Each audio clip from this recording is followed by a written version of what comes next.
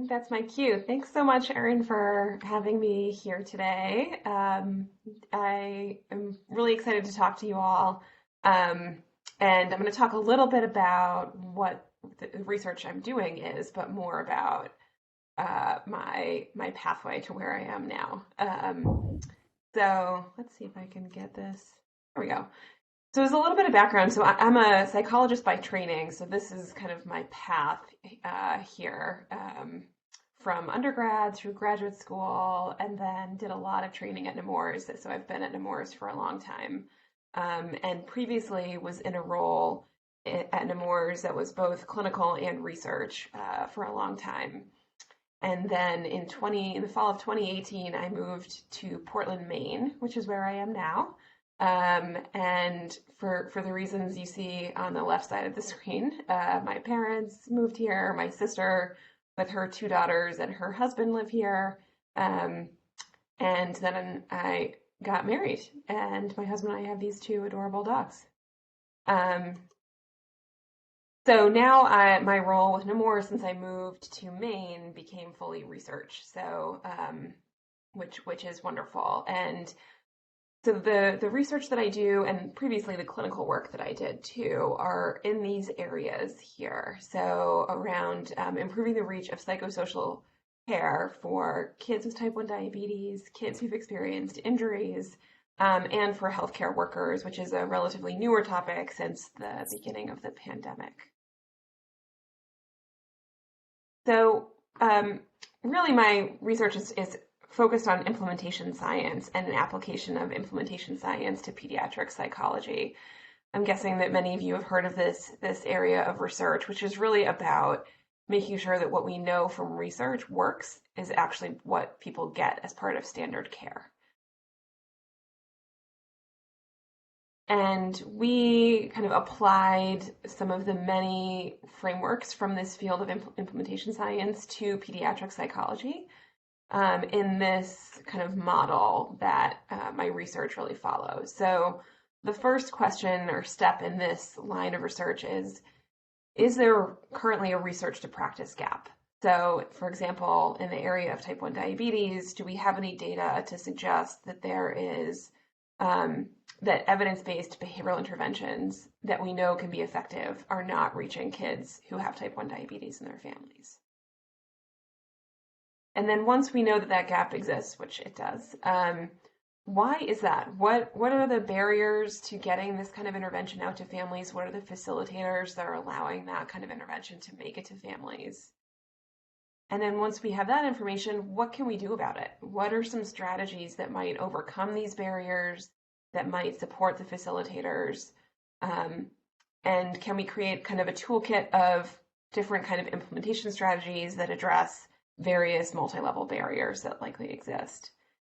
And once we have that toolkit of strategies, let's test them. So let's do some trials to look at which ones actually work and in what combination do they work to improve the uptake of this kind of care and the reach of this kind of care. So I'm happy to talk more about that research, and just to point out what our model there did not include is anything about health equity, which is a real oversight, and is something that my research has now started to include more. So just wanted to point out and highlight what we know about racism in healthcare and disparities in healthcare and how that affects kids and adolescents' health. And we know that this is true in terms of disparities in a number of populations, including those of interest for me. So in pediatric injury, we know there are disparities in terms of wait times in the ED, likelihood to undergo an abuse evaluation, and outcomes. And we know this is also true in pediatric type 1 diabetes, that there are these disparities that exist. And we have a lot of work to do to not just document the disparities, but to try to find ways to address them.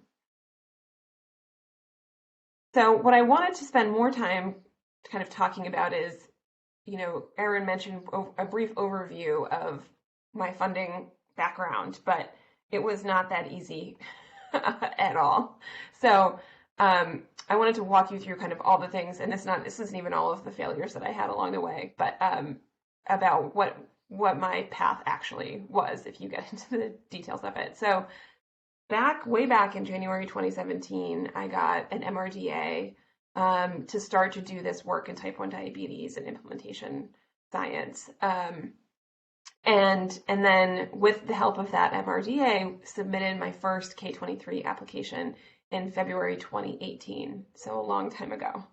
And then in August 2018, I moved to Maine. And what I don't have on here is I got my scores before I did that, and it looked good. Everyone was very excited. And we decided, okay, well, I should just prepare and resubmit anyways. And so I did that in October 2018 after scrambling to collect some additional preliminary data, and thought that I did a great job of putting together my resubmission, and then learned I did not get that K23, and in fact my score got worse on the resubmission. Also, what I don't have on this timeline is that about a week after I found that out, I had to give a talk at one of the Excel meetings that happened in Wilmington, Delaware about my K23. So it's a little tough to have to give a talk about this grant that now I was not going to get. So I shifted gears and went and submitted a whole bunch of grants, including an application for the Shovel Ready pilot. And I ended up getting that one. I did not get two other grants that I applied for at the time. So just to point that out, it's not on here either.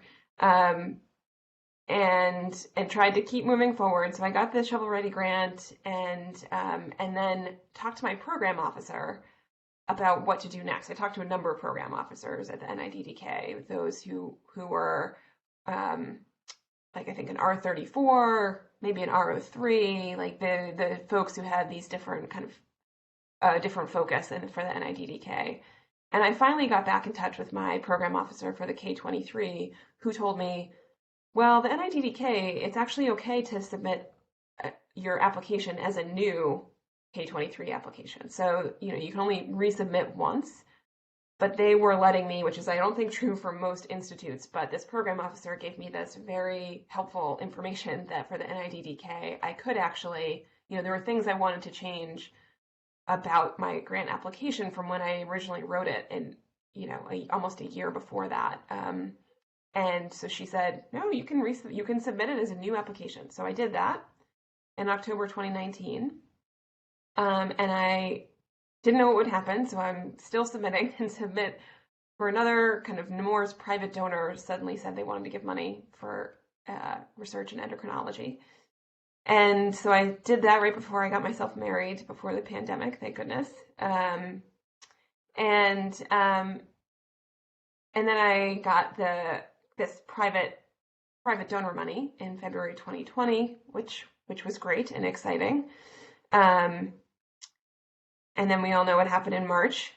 The pandemic hit. So wondering what this means for all of the work that all of us are doing and generally our lives.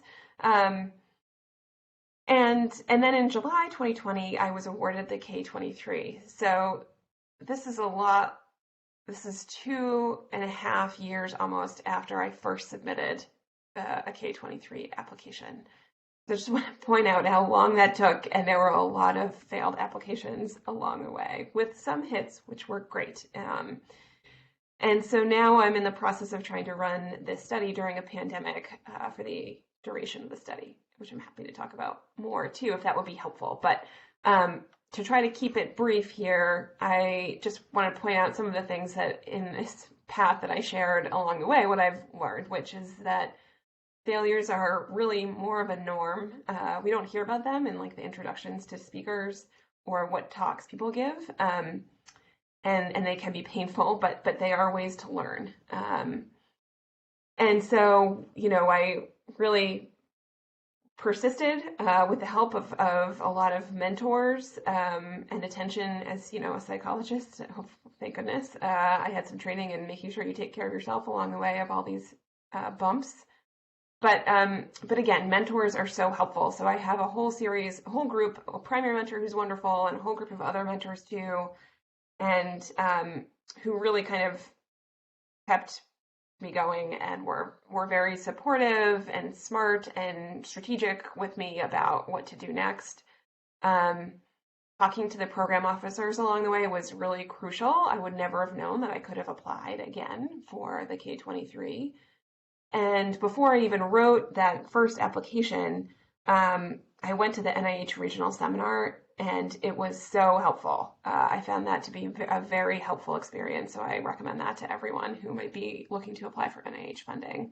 Um, and one of the things that I learned at that seminar and then stuck with me was that reviewers are also just other humans. So they are going to read your application when they are tired and have a lot of other things happening in their work and personal lives. And so making it really easy for them to understand what you want to do and why it's important and exciting is kind of the main thing that I'm no expert, but that seems to be something worth focusing on when thinking about writing a grant, perhaps. So I have more slides about, well, I guess the thank you slide, which is important to say in the funders, especially, who I'm talking to this morning. But a lot of people helping me out, and I have other slides too about more of my research if that's of interest. But given this audience, I thought this other topic might be more helpful. So I'll leave it there and see if there are any questions or comments.